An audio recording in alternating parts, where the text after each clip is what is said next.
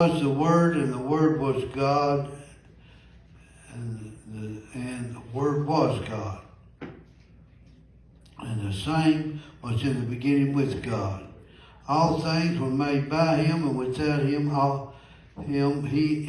was not anything that was made. In him is life, and life was the light of men. And the light that shineth in darkness, and the darkness comprehended it not. There was a man sent from God, whose name was John. The same came for a witness, to bear witness of the light, that all men through him might believe. He is not the light, but he was sent to bear witness of that light. That was the true light, which lights every man that cometh into the world. He was in the world, and the world was made by him, and he knew him not. He came into his own, and his own received him not. But as many received him, did he give the power to become sons of God, even to them that believe on his name, which was born of not of blood, not of the will of flesh, nor the will of man, but of God. The Word became flesh, dwelt among us, and we beheld his glory, the glory of the only begotten of the Father, full of grace and truth. Let me read 17 and 18. For the law was given by Moses, but grace and truth came by Jesus Christ. No man has seen any time the only begotten, which is in the bosom of the Father. He has declared him. The Word became flesh. You know, in generations, we all love to hear our children ask all kinds of questions. And what the questions can't be answered. Questions we ask, what is God like? In the ancient days, the story records in the 33rd chapter of Exodus. Moses, the man who walked with God face to face, Moses asked that he might see God.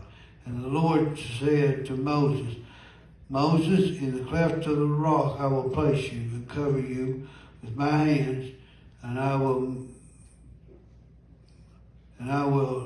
have my grace and glory, goodness and glory pass you by. And after I have passed by, I will take away my hand, that you may see the glory as it passes. Like the sun is set, but my face, God said, you cannot see it. The face of God is alive. No man can see the Father. Moses was in the cleft of the rock, that shadow of a dry, dirty, weary land. He has covered him there.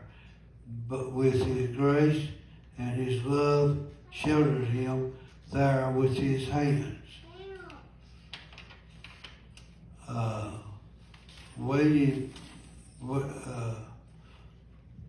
Wanting to see what God is like, all you have to do is like Philip.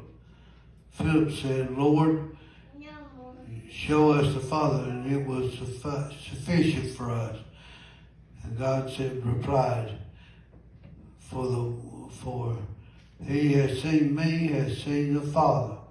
For the Word was made flesh and was dwelt among him. His glory have all been seen, and glory for glory. Now, what is the Lord's like?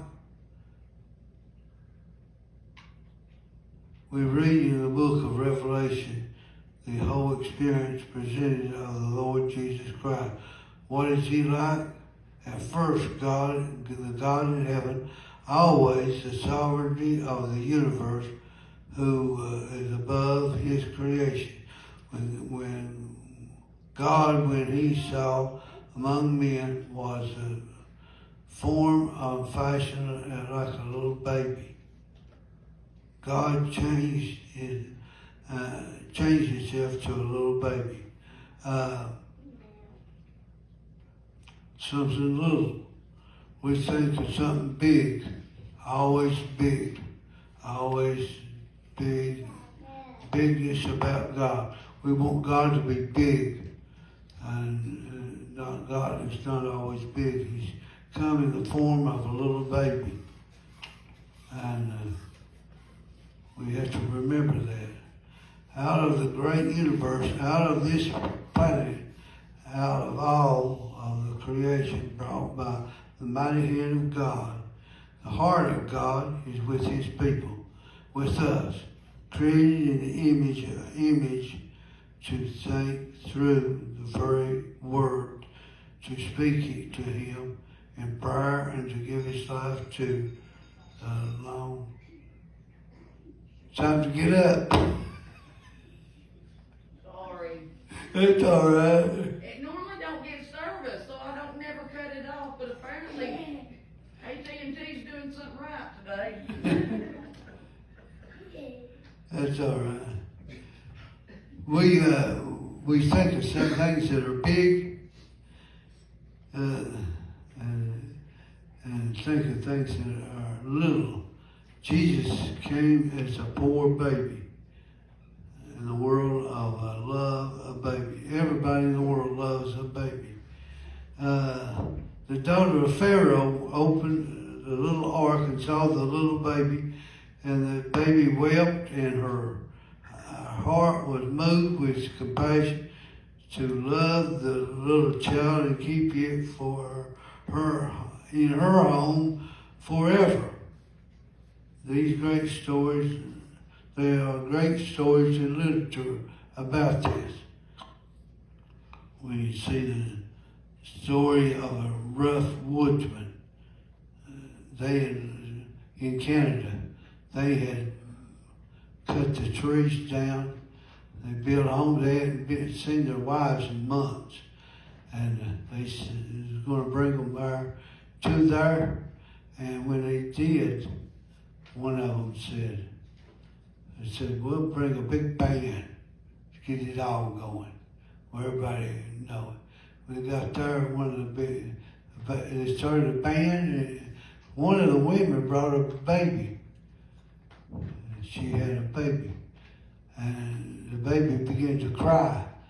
And the big old rough guy, he stood up and he said, "Shut up, band. It's time that I've not heard a baby cry in months. It's time for y'all to hush unless you hear a baby cry." So that's the way it is. Baby cried.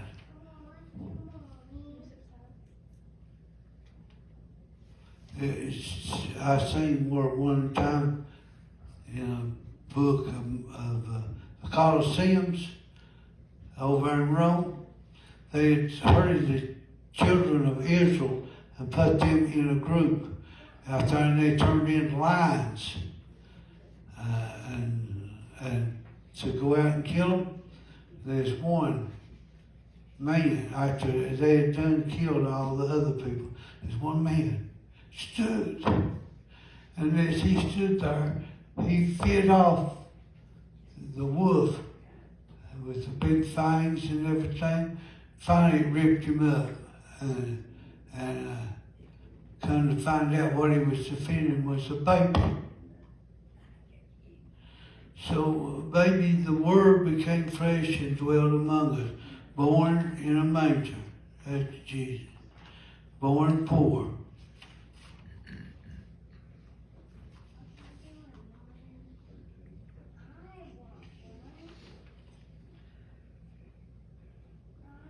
Person that needs help, of course, there's nothing in Jesus.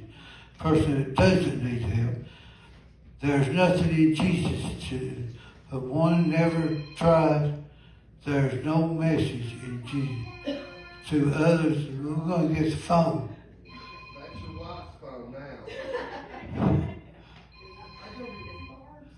They must have fixed those towers. That's far. I I was somewhere, so I was at the funeral home, and there's a phone ringing. Barbara looked over at me. Don't you dare to say something.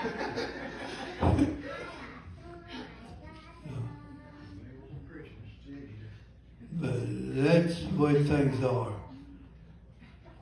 I've learned to cut them off and not bring them.